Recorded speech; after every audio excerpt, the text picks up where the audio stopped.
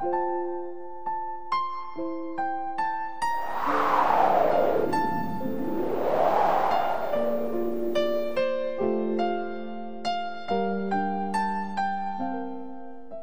은혜를 사모하며 주 앞에 나온 여러분을 사랑하고 또 환영합니다. 우리 옆에 계신 분하고 좀 같이 인사 나누시죠. 사랑합니다. 축복합니다.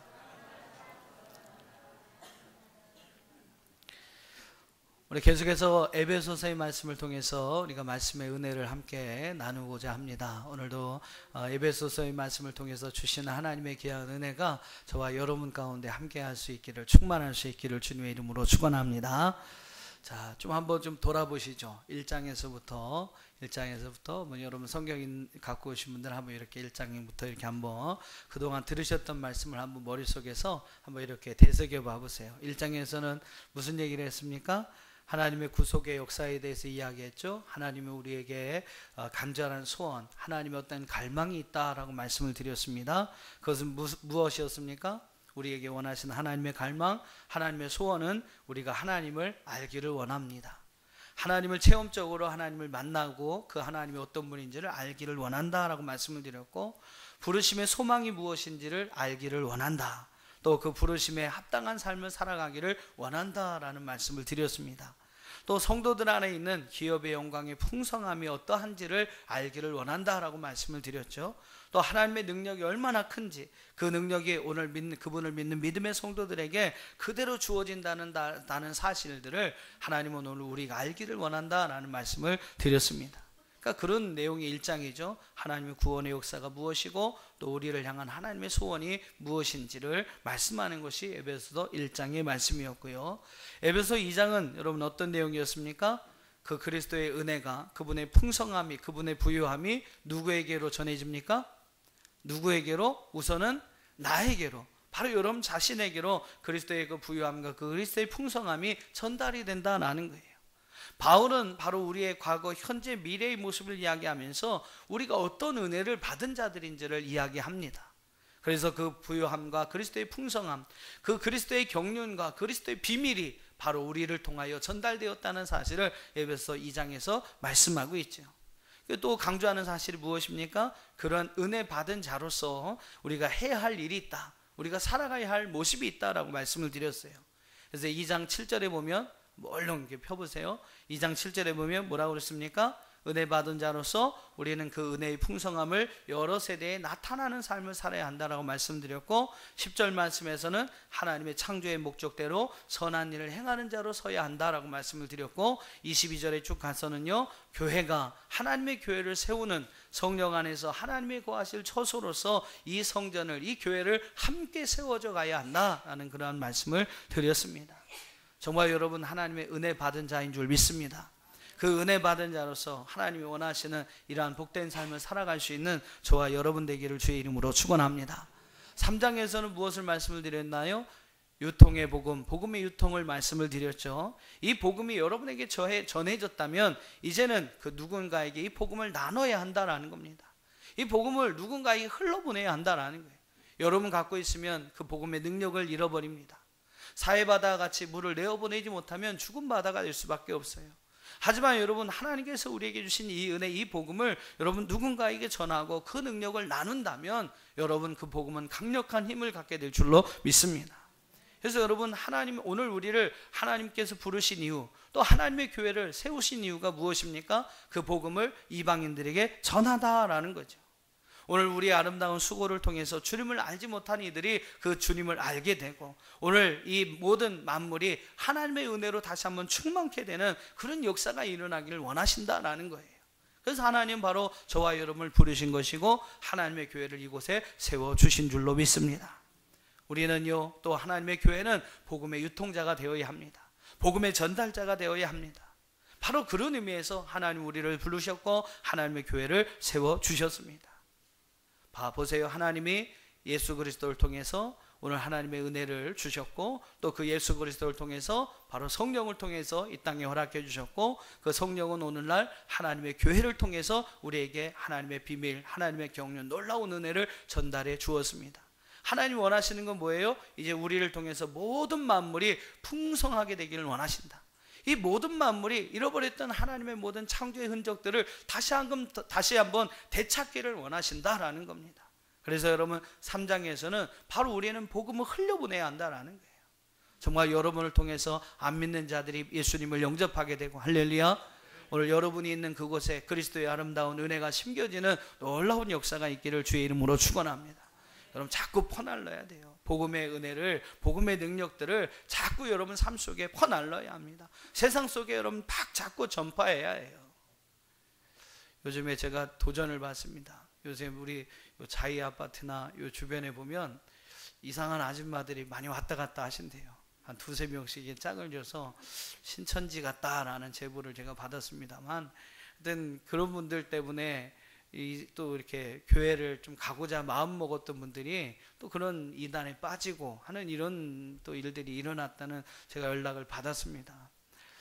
어떻게 보면 도전이 되는 거예요. 야, 그런 이단 사상, 잘못된 어떤 사상 전파하는 사람들도 저렇게 열심히 전하고 있는데, 우리가 복음의 비밀을 알고 하나님께서 오늘 우리 가운데 복음의 경륜, 하나님의 계획하신 놀라운 일들을 우리에게 보여주셨는데 우리가 그것을 전하지 못하고 우리만 갖고 있다면, 그것을 여러분 나누지 못하고 있다면 그것은 우리에게 뭔가 잘못된 것이 아니겠습니까? 오늘 저와 여러분을 통해서 정말로 이 지역에 많은 죽어가는 영혼들이 하나님 앞에 돌아오는 역사가 있기를 축복합니다. 이 주변에 여러분 복음의 아름다운 선한 영향력이 오늘 이 지역을 변화시키는 놀라운 역사가 있기를 주의 이름으로 축원합니다. 하나님 바로 우리와 이 교회를 통해서 만물 가운데, 이 모든 만물들 가운데 하나님의 은혜를 충만케 하기를 원하신다라는 겁니다. 이런 이야기를 화살표로 여러분 정리해 보면 이렇습니다.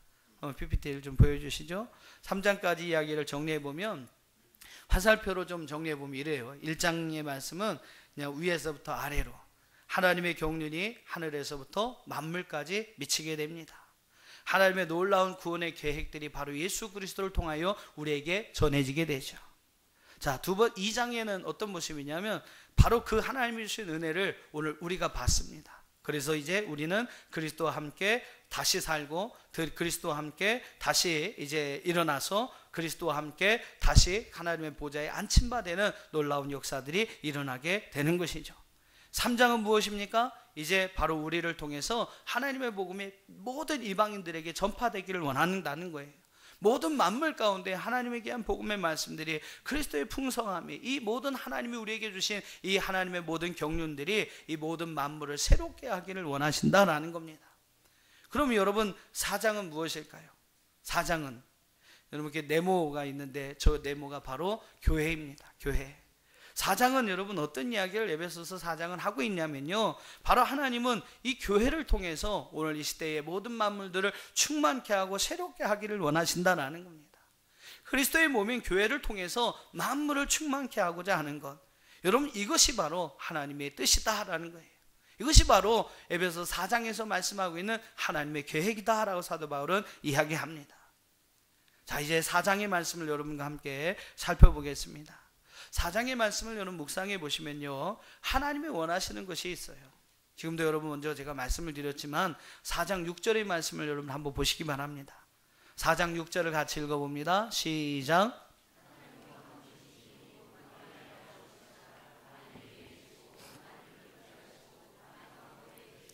자, 하나님이 원하시는 것이 무엇입니까? 만유의 아버지가 되시는 하나님께서 그 모든 만물 위에 계시기를 원하신다. 그 모든 만물을 다스리고 통치하기를 원하신다. 그 모든 만유 가운데 계시기를 원하신다라는 거예요. 바로 이 일을 위해서 이 땅에 예수 그리스도를 보내주셨고, 바로 이 일을 위해서 하나님의 교회를 세워주셨다라는 겁니다. 죄로 인하여 여러분 이제 변하였던 에덴 동산, 다시 한번 그 하나님의 나라를 이 땅에 회복하기를 원하시는 것이 바로 여러분 하나님의 계획, 하나님의 뜻이라는 거예요. 그것을 위해서 예수님을 보내주셨고요, 바로 그것을 위해서 하나님의 교회를 세워주신 줄로 믿습니다. 하나님은 하나님의 모든 경륜이 이 모든 만물 가운데 충만하기를 원하십니다. 바울을 부르신 이유도 그렇고, 바로 오늘 저와 여러분을 부르신 이유도 바로 이와 같아요. 교회를 세우신 이유도 바로 그와 같습니다. 하나님의 계획, 하나님의 은혜, 하나님의 부유하심, 하나님의 풍성함을 모든 만물 가운데 충만하게 하기를 원하는 것. 그래서 다시 한번 이곳이 하나님의 나라로, 에덴으로 변화되기를 원하는 것이 바로 여러분 하나님의 뜻, 하나님의 경륜이다라는 겁니다. 에베소 4장에서 사도 바울은 바로 그런 하나님의 계획을 이루기 위해서 오늘 우리가 해야 할 일, 하나님의 교회를 세워가는 우리가 또한 하나님의 교회가 해야 할 일이 무엇인지를 말씀해 주고 있습니다. 만물을 충만케 하기 원하는 것이 하나님의 뜻인데 그 뜻을 이루기 위해서 교회와 성도들이 해야 할 일이 있습니다. 1절과 6절 말씀에서는요, 먼저 부르심에 합당한 삶을 살 것을 우리에게 말씀하고 있어요. 우리를 부르신 이유가 있는데 오늘 1절 6절 말씀에서는 사도 바울은 그 부르심에 합당한 삶을 살아라 라고 우리에게 권면하고 있습니다. 바로 이것이 하나님의 교회와 우리 성도들을 통해서 만물을 충만케 하시기 위해서 오늘 우리가 해야 할 일이라는 거죠.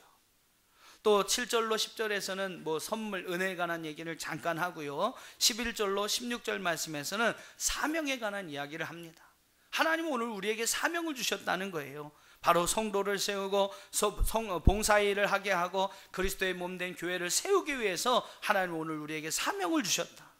바로 여러분, 우리에게 이와 같은 사명이 있음을 알고 그 사명을 감당해라 라고 성경은 말씀합니다. 사도 바울은 바로 우리에게 권면하고 있는 거죠. 또 17절 말씀부터 32절에서 사도 바울은요, 사명받은 자의 구체적인 삶의 모습을 지시합니다. 사명의 목적, 자기에게 주어진 사명이 무엇인지를 안 사람은 어떻게 살아가야 하느냐, 바로 이방인처럼 살아서는 안 된다는 거예요. 세상 사람들처럼 여러분 살아서는 안 된다는 겁니다. 과거의 우리의 모습, 죄와 허물로 죽을 수밖에 없었던 우리의 옛 모습을 벗어던지고 성령 안에서 새 사람을 입어라 라고 성경은 말씀하고 있습니다. 바로 여러분, 그것이 하나님의 교회, 하나님 또한 우리를 부르신 그는 하나님의 은혜를 모든 세상 가운데 만물 가운데 나눌 수 있는 일이라는 사실이에요. 오늘 이 세 가지 중에서 먼저 1절로 6절 말씀을 중심으로 해서 부르심에 합당하게 행하라 라는 말씀으로 여러분과 함께 은혜를 나누고자 합니다. 한번 우리 따라해 보시죠. 부르심에 합당하게 행하라. 그렇게 되시기를 축복합니다.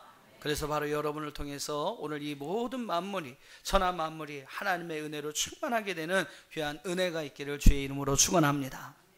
자, 부르시는 것은 하나님의 행위입니다. 우리를 부르신 것은 우리는 아무 관여가 되지 않아요. 다만 하나님께서 오늘 우리를 택하여 불러주셨습니다. 중요한 것은 그 부르심 이후에 그의 합당한 삶을 살아가는 것은 바로 우리의 몫이라는 거예요. 하나님은 그 불러주신 사람들에게 요구하시는 일이 있다라는 겁니다. 하나님께서 에베소 교회 성도들을 교회 안으로 또한 그리스도로 부르신 이유가 있습니다. 오늘 우리를 마찬가지예요. 예수 그리스도의 은혜로 우리를 부르신 이유, 또 이렇게 교회로 함께 불러주신 분명한 이유가 있는데 그것은 바로 부르심에 합당한 삶을 살아라 라는 겁니다. 그럼 여러분, 어떻게 사는 것이 부르심에 합당하게 사는 것일까요? 오늘 사도 바울은 2절과 3절 말씀에서 세 가지를 우리에게 말씀하고 있습니다. 자, 먼저 2절 말씀을 한번 읽어보시죠. 2절 같이 읽습니다. 시작.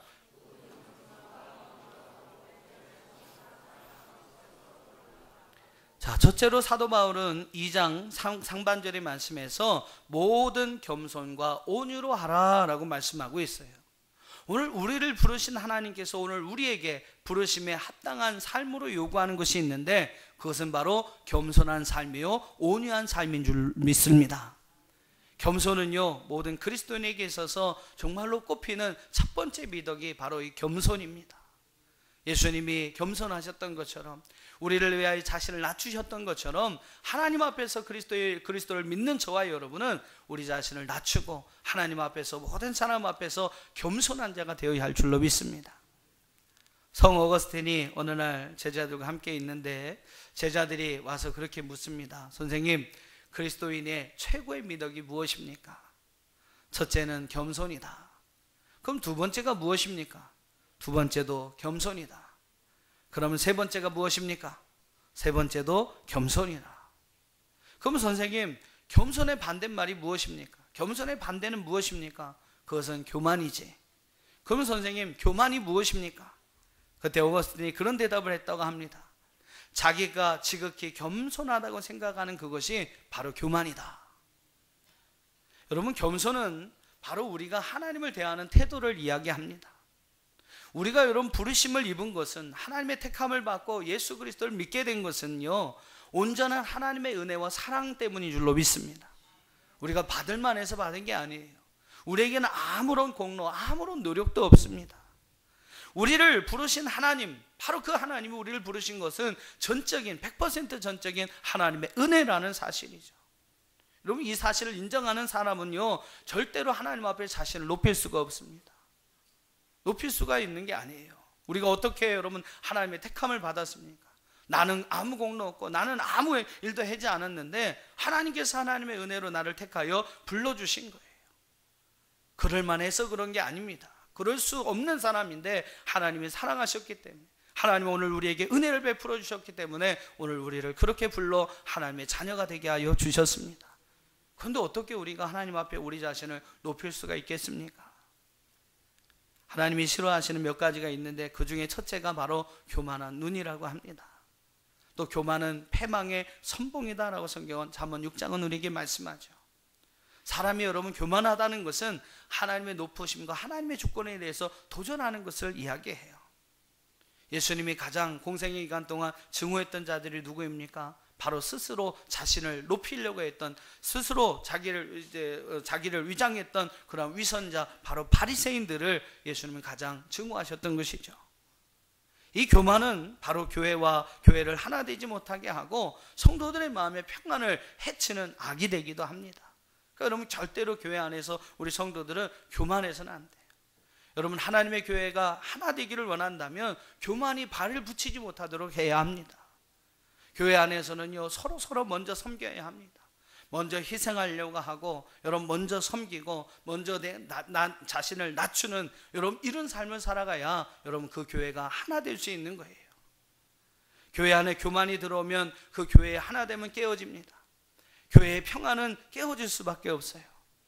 우리 남천안교회 이 교회를 섬기는 모든 성도들 늘 하나님 앞에 겸손히 여러분 자신을 낮출 수 있기를 주의 이름으로 축원합니다. 그래서 겸손한 한 사람 한 사람, 여러분들 때문에 이 교회가 하나 되는 놀라운 은혜가 있기를 주의 이름으로 축원합니다.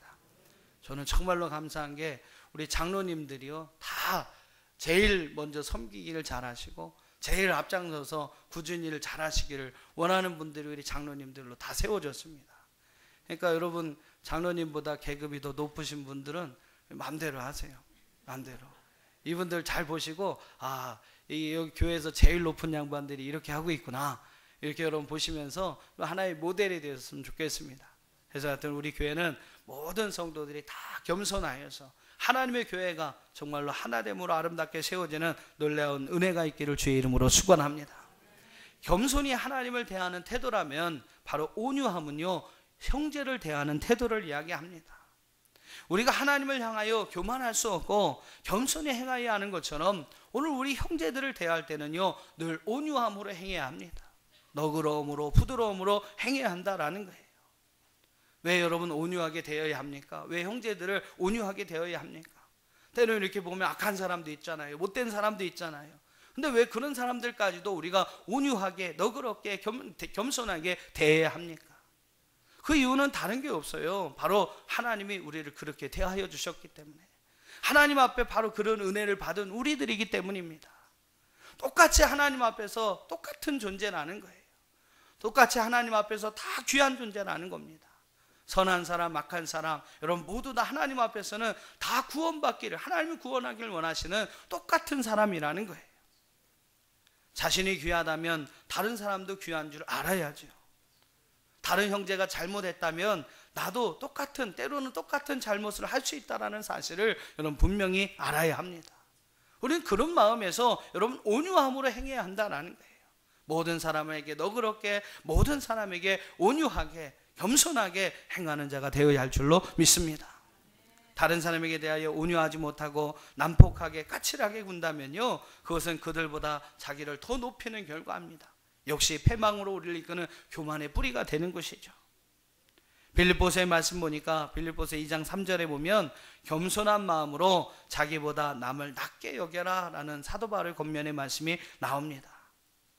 이 말씀을 어떤 분이 농담으로 그렇게 얘기하시더라고요. 교회 안에 서로 막 그냥 잘났다고 싸우는 일들이 많은데 그것은 한국말에 문제가 있기 때문이다, 이렇게 얘기를 하십니다.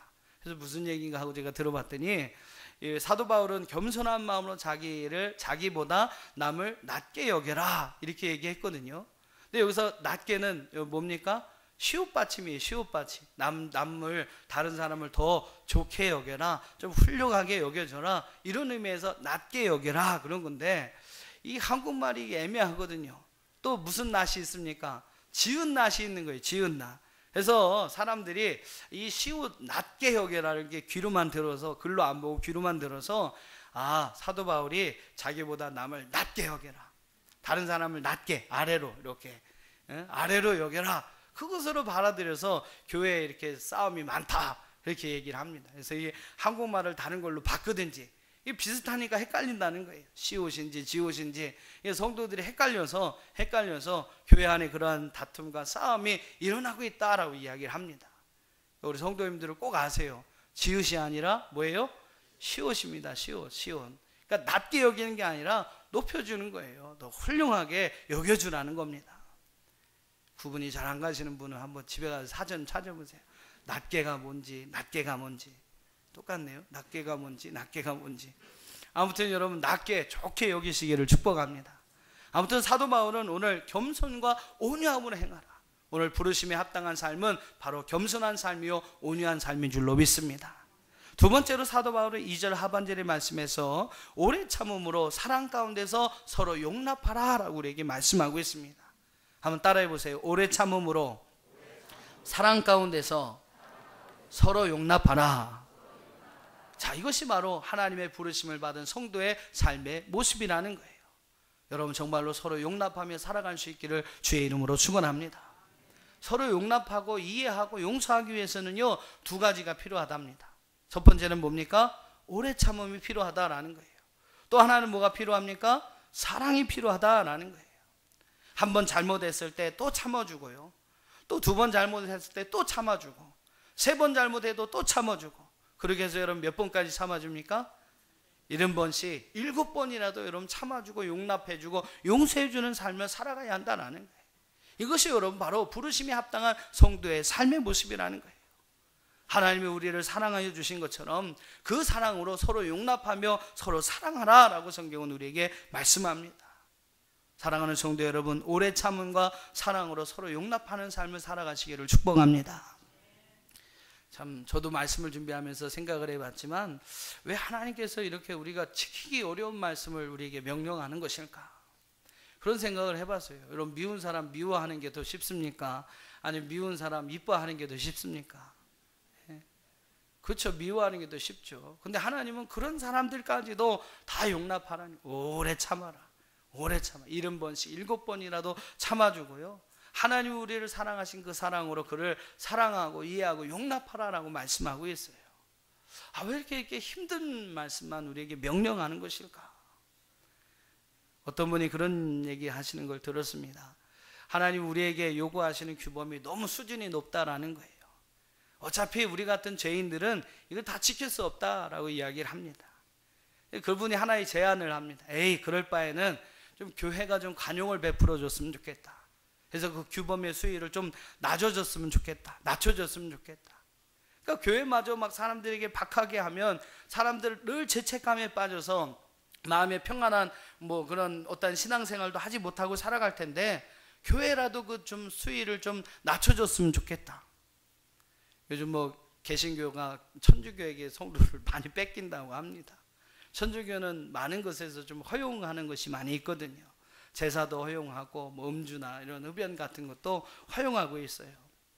그래서 이 개신교가 뭐라고 할까요? 좀 장사가 잘 되기를 원하면 좀 이렇게 좀 허용하는 이런 관례가 있어야 한다라는 겁니다. 그런 참 이상한 얘기 하시는 분들도 있어요. 사랑하는 성도 여러분, 하나님은 우리에게 규범을 주신 이유를 알아야 합니다. 우리에게 왜 이와 같은, 때로는 우리가 정말로 지키기 어려울 것 같은 이러한 것들을 말씀하신 이유를 여러분 알아야 해요. 그것은 우리를 억압하기 위함이 아닙니다. 우리를 막 힘들게 하기 위함이 아니에요. 이 땅에서 하나님의 백성으로 살아가게 하기 위해서, 이 땅에서 하나님의 백성으로서 하나님이 기뻐하실 만한 행복한 삶을 살게 하기 위해서 하나님 바로 이러한 규례를 우리에게 주셨다는 겁니다. 지키기도 어려운 힘든 말씀을 주신 것이 아니라요, 하나님의 백성으로 오래도록 행복한 삶을 살아갈 수 있도록 하기 위해서 바로 이러한 규례와 말씀을 우리에게 주셨다는 겁니다. 한국에서 살면 차를 몰 때 오른쪽 차선으로 가야 합니다. 그렇죠? 그것이 이제 안전하게 차량을 운행할 수 있는 방법이고 규범이에요. 근데 여러분 뉴질랜드에 가보면, 저도 이제 못 가봤습니다만 뉴질랜드에 가보면 차가 좌측 통행을 한다고 합니다. 그러니까 우리나라처럼 우측 통행을 하면 어떻게 되겠어요? 역주행돼서 그냥 들여박는 겁니다. 큰일 나는 거예요. 뉴질랜드에서는 좌측 통행에 관한 규범을 지켜야 해요. 그래야 여러분 안전 운행을 할 수 있고 자기 생명도 지킬 수 있는 겁니다. 그러니까 우리나라 분들이 이제 뉴질랜드 같은 데 가서 자유여행을 하면 그 차는 앞에다가 꼭 그게 붙어 있다고 합니다. 좌측 통행이라고, 좌측 통행이라고. 그걸 늘 상기하면서 운전하라고 아주 크게 그 앞에 이렇게 대빵만하게 붙어 있다고 해요. 여기는 좌측 통행하는 곳입니다.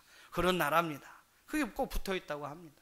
그러니까 여러분 운전할 때마다 그것을 상기시키고 그것을 지켜야 하는 이유는 바로 그 안전 운행을 위해서죠. 여러분 그의 생명을 지키기 위한 것입니다. 우리도 여러분 마찬가지입니다. 이제 그리스도 안에서 하나님의 교회 안으로 우리가 부르심을 받았습니다.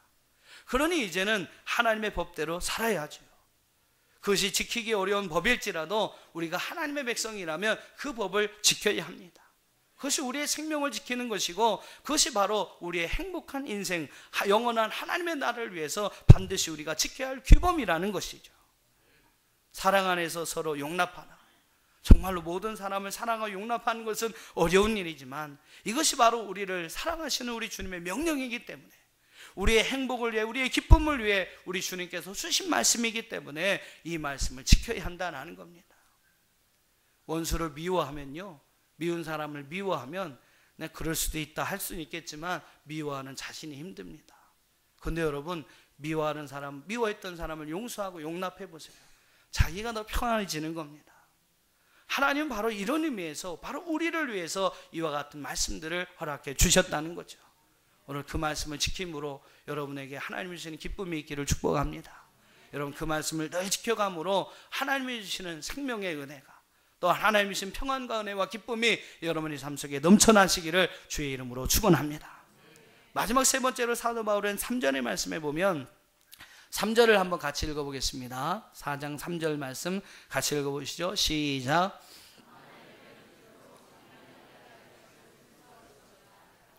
마지막으로 사도 바울은 평안에 매는 줄로 성령이 하나 되게 하신 것을 힘써 지켜라 라고 말씀하고 있어요. 그럼 교회 안에서 역사하시는 성령께서는 교회와 성도들을 하나 되게 하는 줄로 믿습니다. 아멘. 그럼 잘 들으세요. 성령의 역사는 어떠한 경우입니다. 어떠한 경우라도 우리를 하나 되게 합니다. 하지만 사단의 역사는요, 언제나 우리를 나눠지고 분열하게 만듭니다. 싸우게 하고 다투게 하는 거예요. 그렇기 때문에 여러분, 여러분의 삶 속에 늘 하나님의 성령이 주신 은혜로 여러분의 삶을 살기를 원한다면 우리는 어떠한 경우라도 하나 되기를 먼저 힘써야 합니다. 가족들 간의 관계에서도 마찬가지죠. 여러분 안에 정말로 하나님이 주신 성령의 은혜가, 여러분 가정 가운데 하나님이 함께 하시는 성령의 은혜가 있기를 원하신다면 여러분이 조금 양보하고요, 여러분이 좀 손해봐도 하나 되기를 먼저 힘써야 합니다.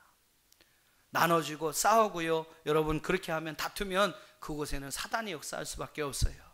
하지만 하나 되기를 힘쓰는 곳에는 우리 성령께서 역사하시는 줄로 믿습니다. 하나 되기를 위하여 힘쓸 때 필요한 두 가지를 3절에서는 이야기합니다. 바로 성령과 평안입니다.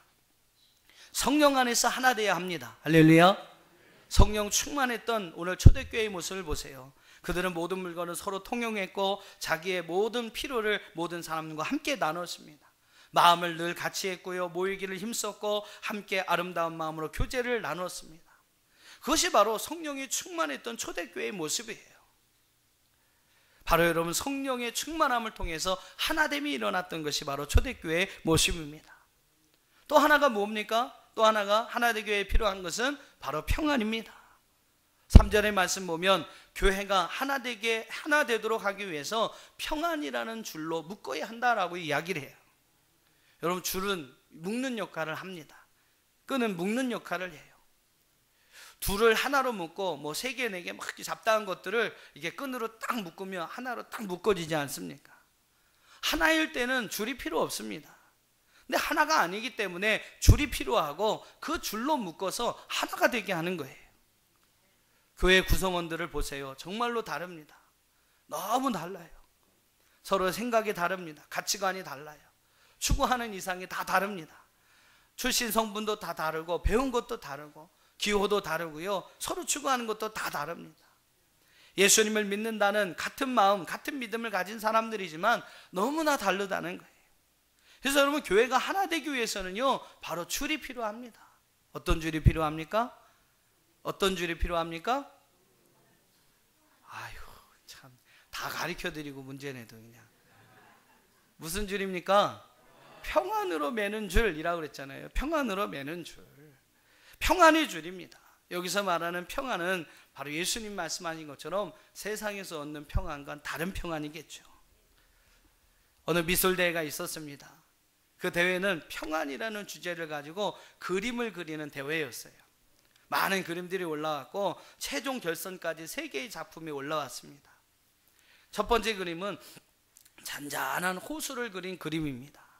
구름, 바람 한 점 없이 아주 고요하고 평안한 호수를 그린 그림이에요. 정말로 잘 그린 그림입니다.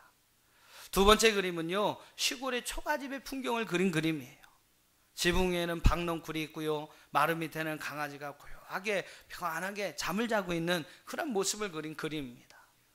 근데 세 번째 그림은요, 막 떨어지는 폭포 사이, 막 엄청난 물줄기가 막 떨어지는 그 폭포 사이에 새가 둥지를 틀고 있습니다.